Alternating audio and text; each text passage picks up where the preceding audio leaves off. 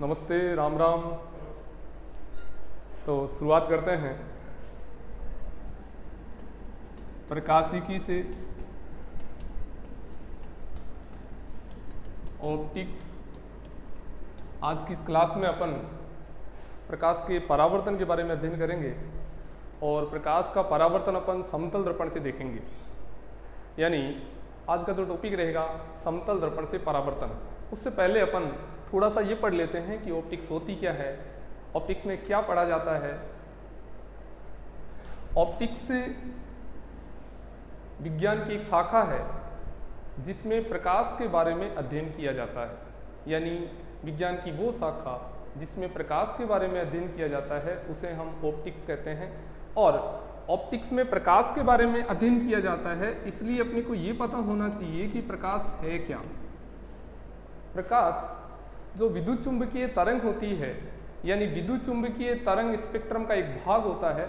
और अपन ये भी कह सकते हैं कि प्रकाश भी एक क्या है, विद्युत चुंबकीय तरंग है जो हमें वस्तुओं को देखने में सहायता प्रदान करती है। यदि प्रकाश नहीं हो तो हमें वस्तुएं विजिबल नहीं हो पाएगी, अपन वस्तुओं को नहीं देख पाएंगे। इसलिए प्रकाश एक विद्युत चुंबकीय तरंग है जो हमें वस्तुओं को देखने में सहायता प्रदान करती है।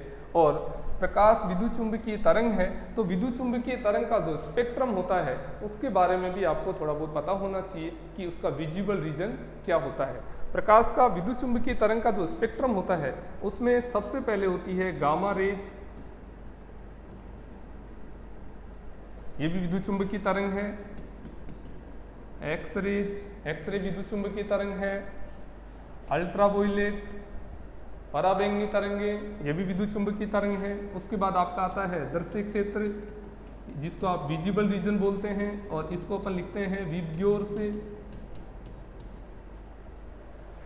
दर्शक क्षेत्र के बाद में आता है अवरक्त क्षेत्र हो गया, दर्शक क्षेत्र हो गया। इसके बाद में आता है इंफ्रारेड। इंफ्रारेड के बाद में आता है माइक्रोवेव और माइक्रोवेव के बाद में आता है रेडियो वेव। यानी गामा रेस से लेकर रेडियो वेव तक ये सारी की सारी क्या है, विद्युत चुंबकीय तरंग है। और आपका प्रकाश ये वाला भाग है विद्युत चुंबकीय तरंग का, यानी इसको अपन प्रकाश बोलते हैं। और इसका जो तरंग दैर्ध्य होता है वो 3800 एंगस्ट्रॉम से 7800 एंगस्ट्रॉम तक होता है। यानी जैसे जैसे अपन गामा रेस से रेडियो वेव तक चलते हैं वैसे वैसे तरंग दैर्ध्य की वैल्यू इंक्रीज होती जाती है और फ्रीक्वेंसी यानी आवृत्ति की वैल्यू डिक्रीज होती जाती है। इसी प्रकार से दर्शक क्षेत्र में विबग्योर में जो वॉयलेट कलर है उसकी वेवलेंथ सबसे कम होती है और रेड कलर की वेवलेंथ सबसे ज़्यादा होती है। ये वाला भाग अपना क्या है, प्रकाश है। यानी विद्युत चुंबकीय तरंग का एक भाग है प्रकाश। इसके बाद में अपन ऑप्टिक्स के दो पार्ट्स पढ़ेंगे। ये वाला जो चैप्टर होगा इसमें अपन किरण प्रकाशिकी पढ़ेंगे। जो नेक्स्ट चैप्टर आपका आएगा उसमें अपन तरंग प्रकाशिकी पढ़ेंगे। यानी ये वाला जो चैप्टर है वो किरण प्रकाशिकी है और किरण प्रकाशिकी को अपन रे ऑप्टिक्स बोलते हैं।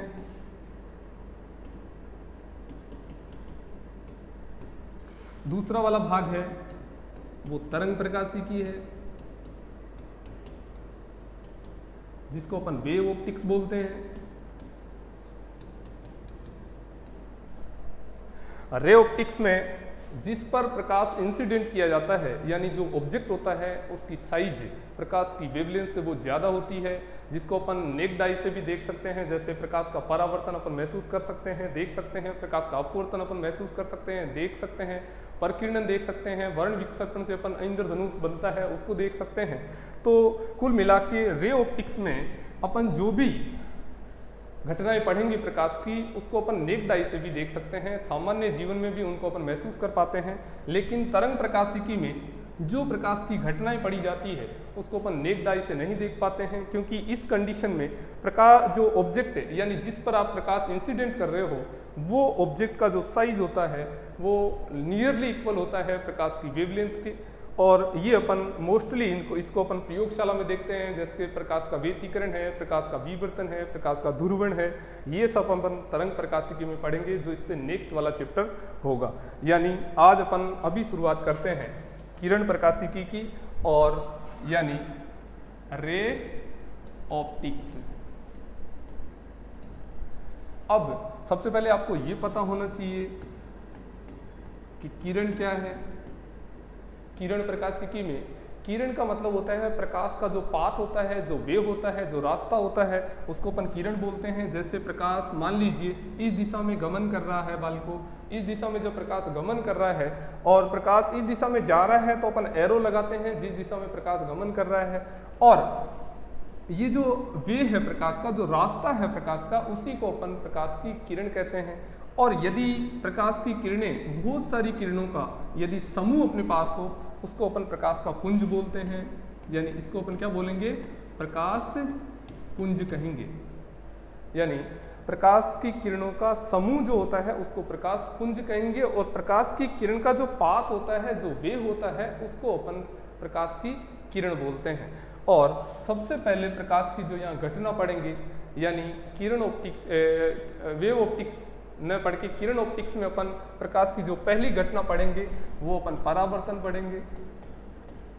प्रकाश का परावर्तन पढ़ेंगे कि प्रकाश का परावर्तन होता क्या है। सबसे पहले इसकी परिभाषा की बात कर लेते हैं कि जब प्रकाश की किरण किसी सतह पर आपतित होती है, जब प्रकाश की किरण किसी सतह पर आपतित होती है और सतह पर आपतित होने के बाद में यदि वो पुनः उसी माध्यम में लौट जाती है, तो इस घटना को अपन प्रकाश का परावर्तन कहते हैं। जहाँ पर प्रकाश इंसिडेंट होता है वहाँ पे अपन नॉर्मल बनाते हैं, यानी अभिलंब बनाते हैं। ये सतह की बिल्कुल क्या होता है, लंबवत होता है। इसको अपन क्या कहेंगे, आपतित किरण कहेंगे। इसे अपन क्या कहेंगे, जो सतह की बिल्कुल लंबवत है, इसको अपन अभिलंब बोलेंगे। और ये प्रकाश की परावर्तित किरण होगी, प्रकाश की परावर्तित किरण होगी। यानी प्रकाश जिस माध्यम से आया था, सतह से टकराकर पुनः उसी माध्यम में लौट गया, इसी घटना को अपन प्रकाश का परावर्तन कहते हैं। आपतित किरण और परावर्तित किरण चूंकि एक ही माध्यम में है, इसलिए इन दोनों के वेग में कोई परिवर्तन नहीं होता है। जो आपतित किरण का वेग होता है वो ही परावर्तित किरण का वेग होता है। इसकी तरंग दैर्ध्य में कोई परिवर्तन नहीं होता है। यानी परावर्तित प्रकाश का तरंग दैर्ध्य वही होता है जो आपतित प्रकाश तरंग का होता है। इसी प्रकार से आवृत्ति जो होती है, फ्रीक्वेंसी, उसमें भी कोई परिवर्तन नहीं होता है। जो परावर्तित किरण की वही फ्रीक्वेंसी होगी जो आपकी जो आपतित किरण आ रही है उसकी फ्रीक्वेंसी होती है। यानी वेवलेंथ में कोई चेंज नहीं होगा, लेम्डा आवृत्ति में कोई चेंज नहीं होगा, लेकिन चेंज जाएगा केवल और केवल इंटेंसिटी में, यानी तीव्रता में जो परिवर्तन आएगा। आपतित प्रकाश और परावर्तित प्रकाश की तीव्रता में अंतर होगा। अब परावर्तन के अपन दो नियम पढ़ते हैं, जो बेसिकली छोटी क्लासों में भी पढ़ लिए हैं बालकों आपने। 10th क्लास में परावर्तन का चैप्टर है, प्रकाश का चैप्टर है, उसमें दोनों नियम अच्छे से पढ़े जाते हैं। जो परावर्तन का प्रथम नियम है, परावर्तन का पहला नियम आपको ये कहता है कि आपतन कोण हमेशा हमेशा परावर्तन कोण के बराबर होता है। अभी आपतन कोण क्या होता है, परावर्तन कोण क्या होता है। अभिलंब के साथ आपतित किरण जो कोण बनाती है उसको अपन आपतन कोण कहेंगे, आई। और परावर्तित किरण अभिलंब के साथ जो कोण बना देगी उसको अपन कहेंगे परावर्तन कोण, आर। यानी ये एंगल, इंसिडेंट एंगल और जो रिफ्लेक्शन एंगल है, वो दोनों एक दूसरे के क्या होंगे, इक्वल होंगे। ऐसा ऑलवेज होगा बालकों। ऑलवेज का मतलब है कि प्रकाश का परावर्तन चाहे किसी भी सतह से हो, किसी भी प्रकार के दर्पण से हो, आई हमेशा आर के इक्वल होगा। दूसरा नियम जिसको अपन द्वितीय नियम बोलेंगे, ऐसा कुछ नहीं है कि ये द्वितीय नियम है, ये प्रथम नियम है, किसी को भी पहला किसी को भी दूसरा अपन कह सकते हैं। दूसरा नियम आपको ये कहता है कि आपतित किरण, परावर्तित किरण और जो अभिलंब है, ये तीनों एक ही तल में स्थित होते हैं। इसका मतलब ये हुआ कि जैसे मान लीजिए अभी जो ये आपको बोर्ड दिख रहा है, आपतित किरण भी उसी के तल में है, अभिलंब भी उसी तल में है और परावर्तित किरण भी उसी तल में है। जैसे मान लीजिए अपने हैंड को यदि मैं इसको दर्पण मानूं और ये मान लीजिए आपतित किरण है, यहाँ आप अभिलंब बना देते हैं सतह की बिल्कुल परपेंडिकुलर, और ये परावर्तित किरण है, तो आपको सामने से देखेंगे तो तीनों आपको एक ही तल में दिखेंगे। यानी ये वाला जो तल होगा इसी में आपतित किरण होगी, इसी में अभिलंब होगा और इसी में परावर्तित किरण होगी। यानी आपतित, परावर्तित किरण और अभिलंब तीनों एक ही तल में स्थित होते हैं। इसे अपन परावर्तन का दूसरा नियम बोलते हैं। अब परावर्तन अपन यहाँ पे सबसे पहले पढ़ते हैं समतल दर्पण से, और समतल दर्पण से अपन इमेज फॉर्मेशन पढ़ते हैं। और इमेज फॉर्मेशन किस प्रकार से होती है समतल दर्पण से, यानी प्रतिबिंब का निर्माण जो होता है वो समतल दर्पण से किस प्रकार से होता है उसको अपन पढ़ते हैं। समतल दर्पण बनाएंगे सबसे पहले, इसको अपन एक समतल दर्पण बना दिया, इससे अपन इमेज फॉर्मेशन करेंगे, प्रतिबिंब बनाएंगे। अब आपको पता होना चाहिए कि प्रतिबिंब बनाने के लिए जो प्रकाश की किरण है वो हमेशा वस्तु से चलती है, चाहे परावर्तन हो चाहे अपवर्तन हो, प्रकाश की किरण हमेशा वस्तु से चलेगी और परावर्तन या अपवर्तन के बाद में जिस बिंदु पर मिलेगी या मिलती हुई प्रतीत होगी वहाँ पे प्रतिबिंब बनेगा। मान लीजिए परावर्तन के बाद में दोनों किरणें किसी बिंदु पर वास्तव में मिलती है तो वहाँ वास्तविक प्रतिबिंब बनेगा।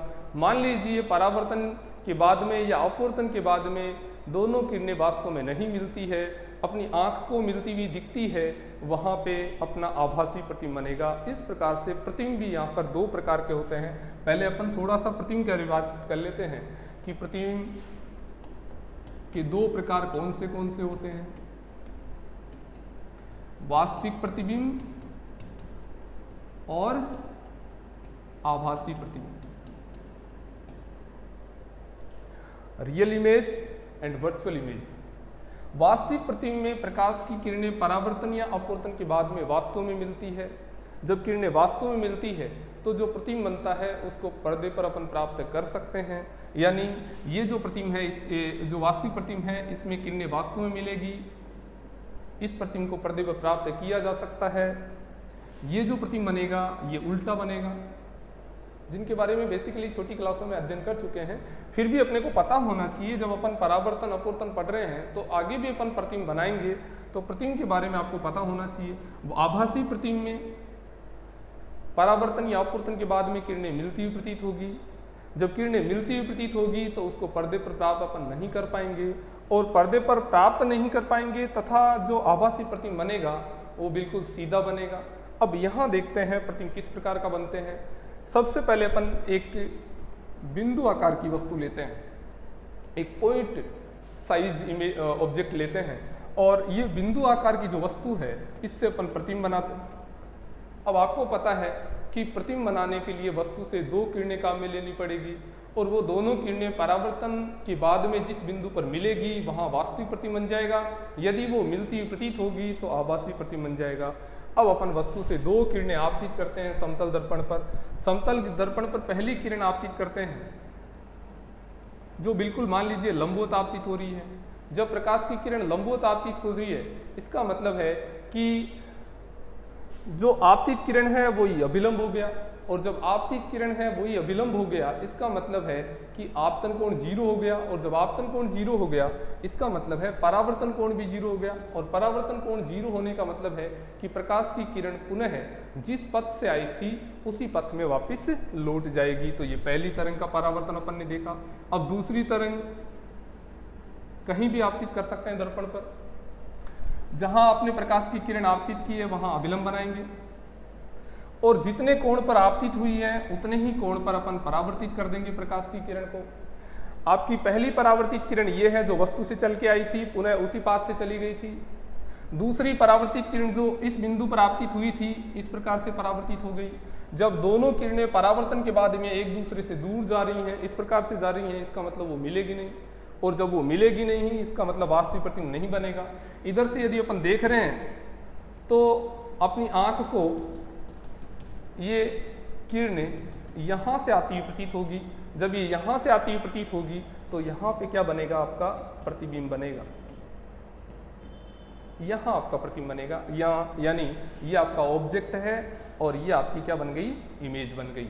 अब जो इमेज बनी है वो किस प्रकार की बनी है इसके बारे में आपको पता होना चाहिए। इसकी विशेषताएं क्या है, इस इमेज की विशेषताएं। पहली विशेषता, चूंकि परावर्तन के बाद में किरणें मिली नहीं है इसलिए जो प्रतिबिंब बना है वो कैसा बना है, आभासी बना है। यानी प्रतिबिंब कैसा बनेगा, आभासी बनेगा। और आभासी बनेगा तो आभासी प्रतिबिंब हमेशा सीधा बनता है, ये प्रतिबिंब भी सीधा बनेगा।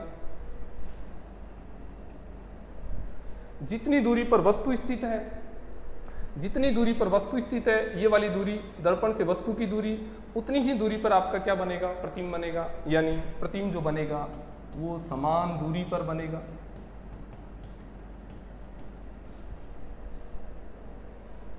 उसके बाद चौथी विशेषता है जो मेन विशेषता होती है, जैसा आपने देखा भी होगा कि दर्पण के सामने जब अपन खड़े होते हैं, अब अगर खड़े होकर अपन बायां हाथ यदि दाहिना हाथ दर्पण के सामने करते हैं तो अपने को अपनी इमेज में दर्पण के अंदर अपने को ये लगता है कि आपने बायां हाथ किया है, और बायां हाथ यदि करेंगे तो अपने को दाहिना हाथ दिखेगा। यानी वस्तु का जो दायां भाग होगा वो प्रतिबिंब का बायां दिखेगा, वस्तु का जो बायां भाग होगा वो प्रतिबिंब का दाहिना दिखेगा। यानी लेटरल इन्वर्जन हो जाएगा। इसको अपन करेंगे पार्श्विक परिवर्तन। क्या हो जाएगा, पार्श्विक परिवर्तन। ये ध्यान रखने योग्य बात है। पार्श्विक परिवर्तन होगा, आभासी होगा, प्रतिबिंब सीधा होगा, समान दूरी पर बनेगा। ये जो प्रतिबिंब बनेगा समतल दर्पण से उसकी विशेषताएं होंगी। जैसे मान लीजिए ये समतल दर्पण है आपके पास, इक्वेशन देखते हैं। यदि प्रकाश की किरण इस पर लंबवत आपतित हो रही है, क्वेश्चन क्या कह रहा है कि समतल दर्पण पर कोई प्रकाश की किरण लंबवत आपतित हो रही है तो परावर्तन कोण का मान कितना होगा, यानी कोण R की वैल्यू अपने को फाइंड आउट करनी है। जब प्रकाश की किरण लंबवत आपतित हो रही है, अभी जब अपन इमेज बनाई थी अपन ने, तो भी अपन ने यही देखा था कि एक किरण अपन ने लंबवत आपतित की थी दर्पण के ऊपर, और ये जो लंबवत आपतित हुई है प्रकाश की किरण, जब लंबवत सतह पर आपतित हो रही है तो यही अभिलंब होगा, और जब अभिलंब और आपतित किरण एक ही है इसका मतलब है आपतन कोण का मान 0 होगा। और आपतन कोण का मान यहाँ पे क्या हो गया, कोण I इक्वल टू क्या हो गया, 0 हो गया। और कोण I 0 हो गया, इसका मतलब है कि आप ये जानते हैं बहुत अच्छे से कि किसी भी सतह से परावर्तन हो, परावर्तन का प्रथम नियम आपको ये कहता है कि आपतन कोण हमेशा परावर्तन कोण के बराबर होता है। जब आपतन कोण परावर्तन कोण के बराबर है इसका मतलब है I 0, तो R की वैल्यू भी 0 होगी। और R की वैल्यू जब 0 होगी इसका मतलब है प्रकाश की किरण जिस पथ से आई थी पुनः उसी पथ से वापस लौट जाएगी, यानी पाथ में कोई चेंज नहीं होगा। आपतन कोण और परावर्तन कोण दोनों ही क्या हो गए, 0 हो गए। एक बात ध्यान देने योग्य है, नोट,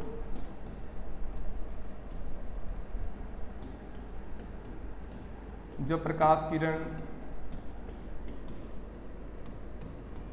किसी दर्पण पर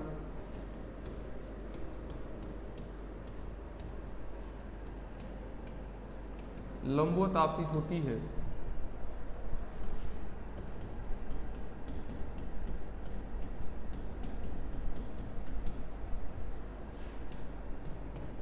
तो परावर्तन के पश्चात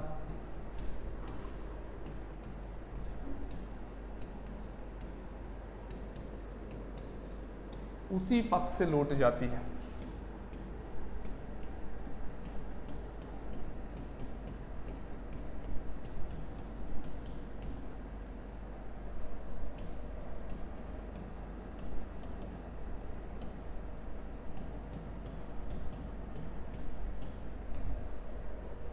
यानी अपने को मुख्यतः ये ध्यान रखना है कि परावर्तन के 2 नियम होते हैं, और परावर्तन का पहला नियम ये कहता है कि कोण I R के बराबर है, जब आई आर के बराबर है इसका मतलब है कि आपतन कोण जितना होगा उतना ही परावर्तन कोण होगा। जब आई 0 है तो आर की वैल्यू भी 0 होगी। इस प्रकार से ये अपने बहुत काम आएगा आगे, जब भी अपन परावर्तन पढ़ेंगे, अपवर्तन पढ़ेंगे, वहाँ पर ये पढ़ेंगे कि जब प्रकाश की किरण लंबवत आपतित होती है तो उसी पथ से वो वापस लौट जाती है परावर्तन के पश्चात।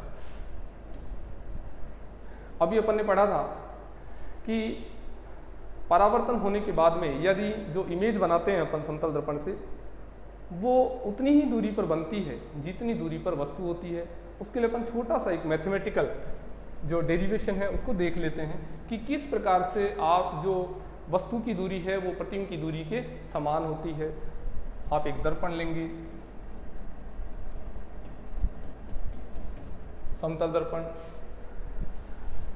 यहाँ पे आप वस्तु ले रहे हैं, ऑब्जेक्ट, इसकी अपन इमेज बनाते हैं। इमेज बनाने के लिए अभी अपन ने पढ़ा था एक प्रकाश की किरण अपन लंबवत आपतित करते हैं, जो प्रकाश की किरण लंबवत आपतित होती है वो उसी दिशा में वापस लौट जाती है।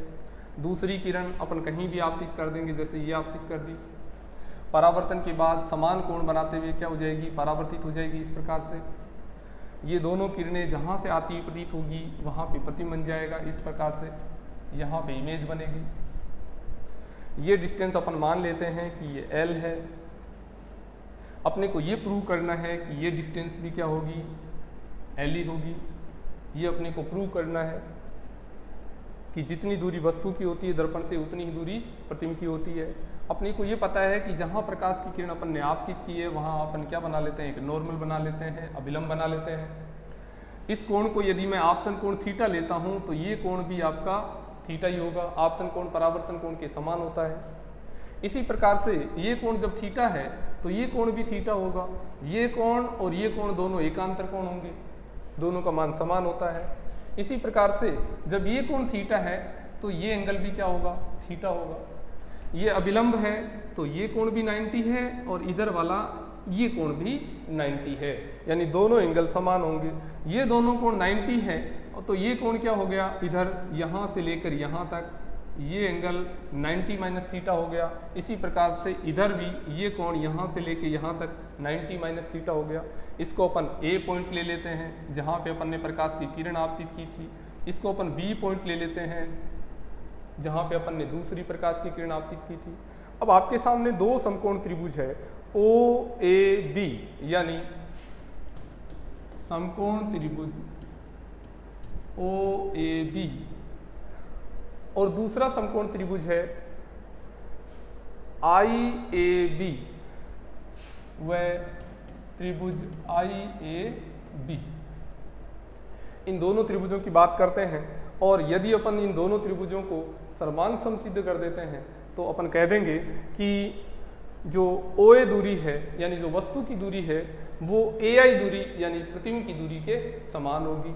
जब आपके पास अब सर्वांग सम सिद्ध करने के लिए इन दोनों त्रिभुजों की अपन कोई तीन बातें बराबर करते हैं। जैसे मान लीजिए ये कोण थीटा है, ये कोण भी थीटा है, समान है, तो अपन ये लिखेंगे कि एंगल O पर जो बन रहा है वो एंगल I पर बन रहा है उसके इक्वल है।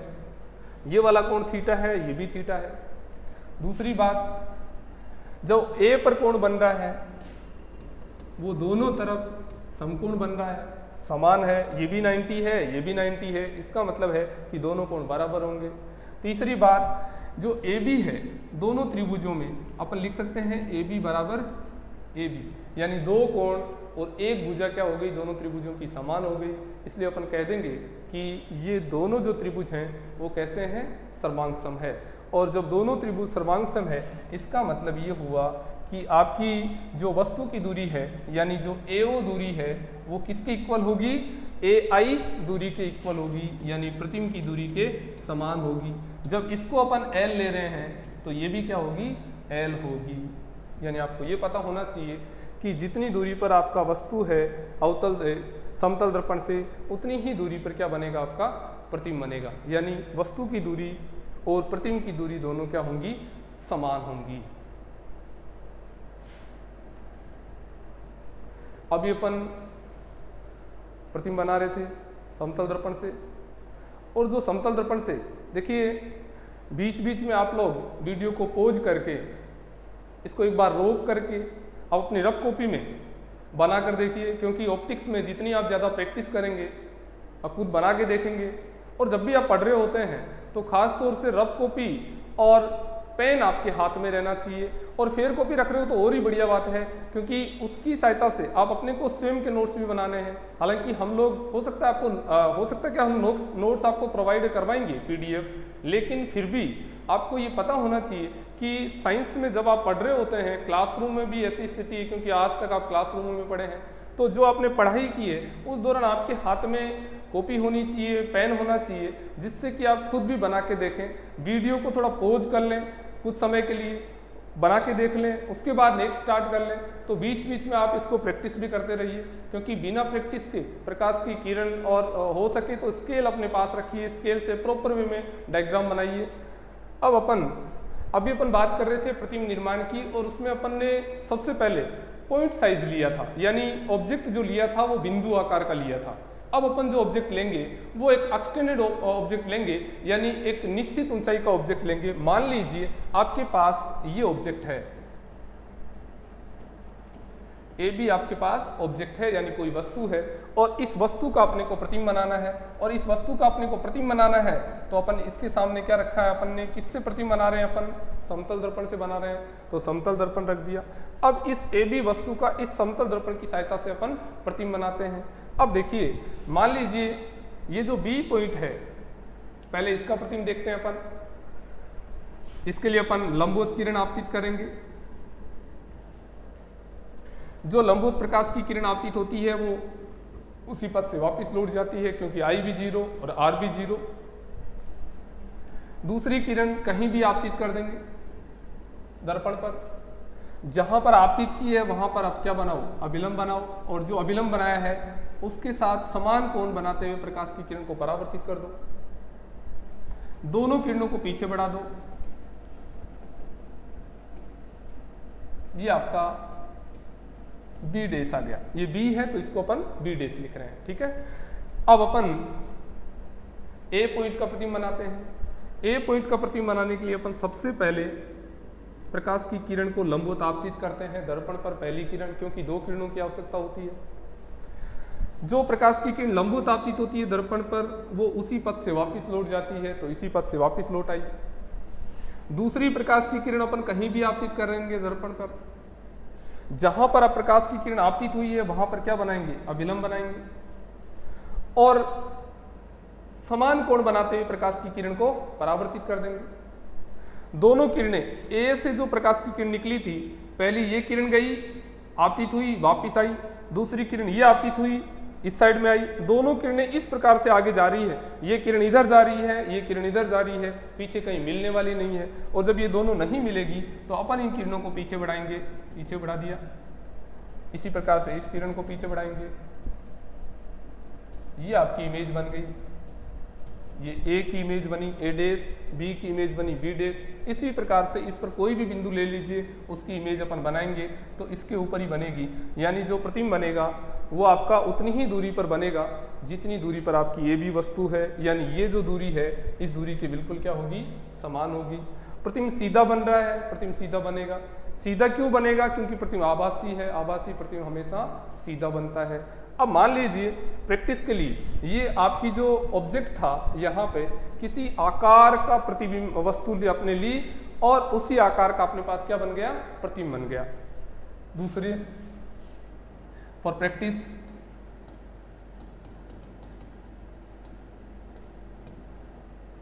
मान लीजिए ये आपके पास दर्पण है,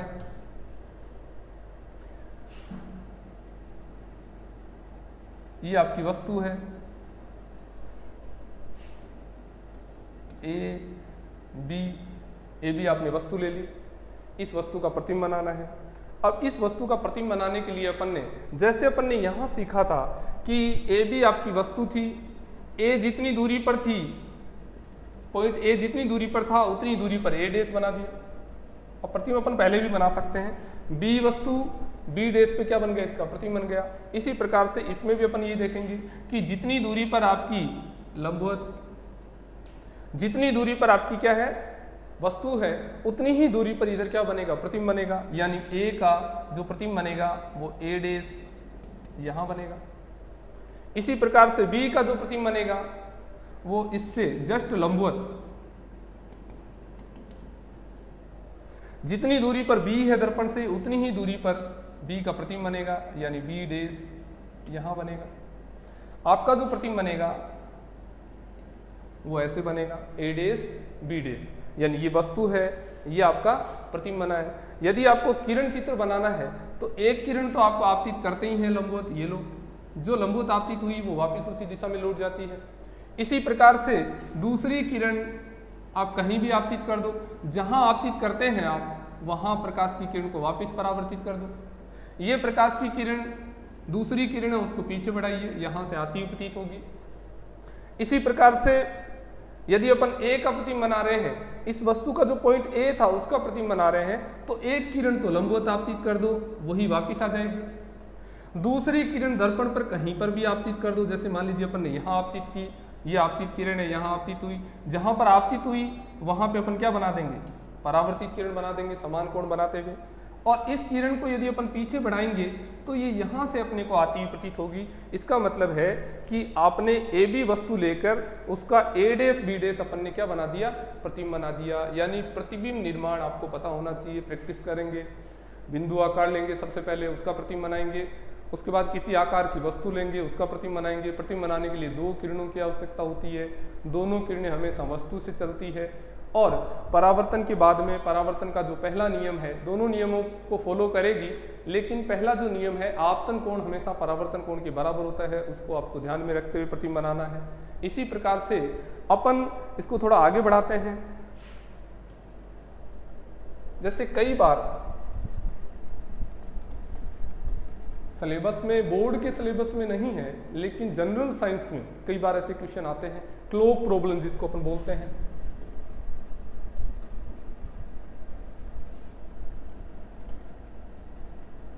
क्लोक प्रॉब्लम्स यानी घड़ी से संबंधित परिभाषाएं। अब घड़ी से संबंधित परिभाषाएं, घड़ी को अपन क्या करेंगे, दर्पण के सामने रखेंगे। मान लीजिए ये आपका दर्पण है और यहां अपन ने घड़ी रख रखी है, और घड़ी में जो टाइम है वो कितना बजा हुआ है, 9 बजा हुआ है, यानी 9 o'clock हो रखा है। दर्पण से जो प्रतिबिंब बनेगा उसमें अपने को टाइमिंग क्या दिखाई देगा, ये क्वेश्चन है। तो सबसे पहले अपना ये जो आपने घड़ी बनाई है गोला, इसका प्रतिबिंब, उसके बाद अपन जो सुइयां हैं घड़ी की उसका प्रतिबिंब बनाएंगे। सुइयों में इसको, इस पॉइंट को मान लीजिए मैं ए कह रहा हूं, तो ए जितनी दूरी पर है उतनी ही दूरी पर ए इधर बनेगा, जितनी दूरी पर ए है उतनी दूरी पर ए इधर होगा, यानी वस्तु जितनी दूरी पर है प्रतिबिंब उतनी दूरी पर बनेगा। ए बना दिया अपन ने। उसके बाद ये जो छोटी वाली सुई है, इस घड़ी की इस सुई का ये पॉइंट अपन ने यहां बना दिया। दूसरा पॉइंट इसको ले रहे हैं अपन नोक को, ये दर्पण से कितनी दूरी पर है, इतनी दूरी पर है, जितनी दूरी पर दर्पण से है उतनी दूरी पर आगे बना दीजिए। ये लो, इसको मिला देंगे, यानी ये आपकी छोटी जो सुई है, जो घंटे वाली सुई है, वो अपन ने बना दी है। इसी प्रकार से मिनट की सुई बनाते हैं। ए अपन ने पहले ही बना दिया, जितनी दूरी पर ए यहाँ पे है उतनी दूरी पर ए होगा। अब इस सुई की अपन बात करते हैं। इस सुई में इस पॉइंट को अपन पहले से ले चुके हैं, अपन ऊपर वाले टिप की बात करते हैं। इस पॉइंट की जितनी दूरी पर है ये यहाँ से, उतनी ही दूरी पर इधर होगा, यानी इतनी ही दूरी पर इधर होगा। ये लो, ये टिप बन गया।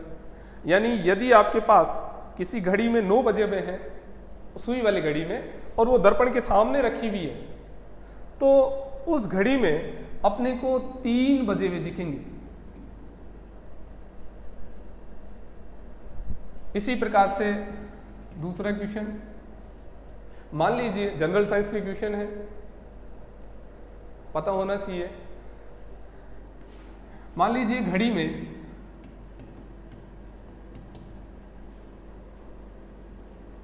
2:45 और 20 सेकंड हुए हैं। 2:45 और 20 सेकंड हुए हैं, और ये दर्पण के सामने रखी हुई है। तो जो आपकी इमेज बनेगी इसकी घड़ी की और सुइयों की जो इमेज बनेगी, उस इमेज में अपने को ये कितने बजे हुए दिखेंगे। अब पहला तरीका तो आपने अभी देखा था, घड़ी की सुई बनाओ, मिनट वाली बनाओ, ये बनाओ वो बनाओ। इसमें अपने को ये सब करने की जरूरत नहीं है। अपन क्या करेंगे, जो आपको टाइमिंग दिया हुआ है उसको 12 o'clock से घटा देंगे। मतलब जो आपको टाइम दिया हुआ है घड़ी में 2, 45 और 20, यानी 2 बजे हैं, 45 मिनट हुई है और 20 सेकंड हुए हैं, इसको अपन क्या करेंगे, इसको अपन 12 में से घटा देंगे, यानी 12 o'clock में से घटाएंगे। और 12 को कैसे लिखेंगे, 11, 59 मिनट्स और 60 सेकंड। और आपके पास जो टाइम है वो आपको ये दिखा रहा है, ओरिजिनल जो टाइम है आपका 2, 45, 20 सेकंड। इसको 12 में से यदि अपन घटा देंगे तो अपने को जो इमेज दिखेगी घड़ी की उसमें इतने बजे हुए दिखेंगे। घटाते हैं, 0, 4, 4, 1 और 9। मतलब आपके पास यदि किसी सुई वाली घड़ी में 2:45 हुए हैं और 20 सेकंड हुए हैं, तो आपको वो यदि दर्पण के सामने रखी हुई है वो घड़ी, तो आपको उस घड़ी की जो इमेज दिखेगी, जो प्रतिबिंब दिखेगा, उस प्रतिबिंब में आपको 9:14 और 40 सेकंड दिखाई देंगे। यानी ये आपका जो समतल दर्पण है उसकी अपन बात कर रहे हैं। बेसिकली उसमें अपन बात कर रहे हैं समतल दर्पण से परावर्तन की और उससे इमेज फॉर्मेशन की। अब